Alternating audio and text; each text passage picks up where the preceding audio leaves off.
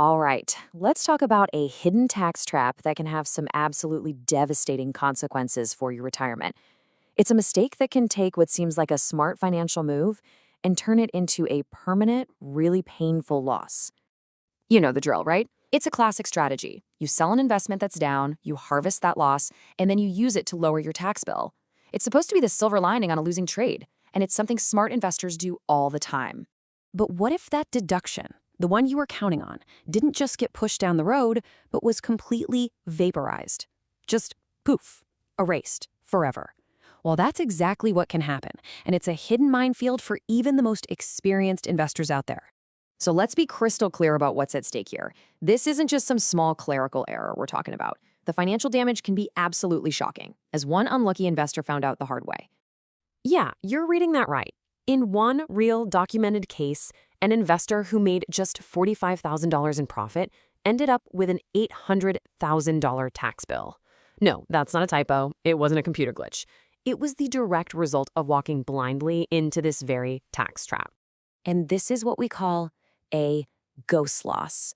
It's real money that has physically left your portfolio, but as far as the IRS is concerned, it's like it never even happened. You get all of the financial pain with absolutely zero tax benefit. Okay, so to really understand how a disaster like this happens, we first have to break down the standard wash sale rule. The one most people think they already know. This really gets to the heart of how the IRS thinks. They call it economic substance. Basically, they want to see a real change in your financial position.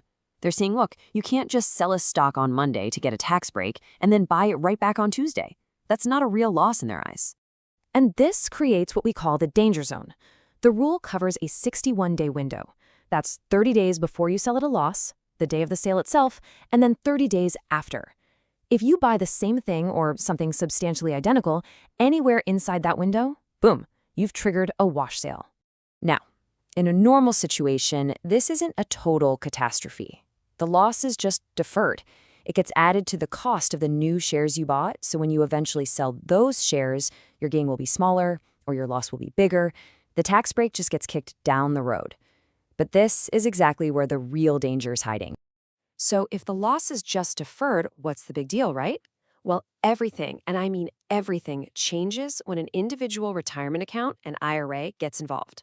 This is where a temporary headache turns into a permanent financial burn. This is the specific IRS rule you've got to know. Revenue Ruling 2008-5. The IRS put this out to close what they saw as a loophole, but in doing so, they created the very trap we're breaking down today. And this lays out the difference perfectly. If you sell at a loss in your regular brokerage account and then buy it back in another regular brokerage account, that loss is deferred. No big deal. But if you sell in your brokerage account and buy it back inside your IRA, that loss is gone forever. So why? How does this happen? Well, it's a simple but brutal little mechanism. Since your IRA is a tax-deferred or tax-free account, the whole idea of a cost basis that you can adjust for taxes, it just doesn't exist. So that disallowed loss has nowhere to attach itself. It just vanishes into thin air. And hey, don't just take my word for it. This is the definitive statement from the IRS's own ruling. This isn't some gray area. It's a bright red line. The loss isn't just pushed off. The IRS says it is permanently extinguished. That's a powerful phrase. Now, I know what you're probably thinking. Surely my brokerage firm will catch this. They'll send me a warning or something, right? And that assumption is exactly where this problem gets so much worse. This is probably the most common and dangerous misunderstanding out there. Trusting your broker's 1099-B tax form to catch every single wash sale is just a recipe for disaster.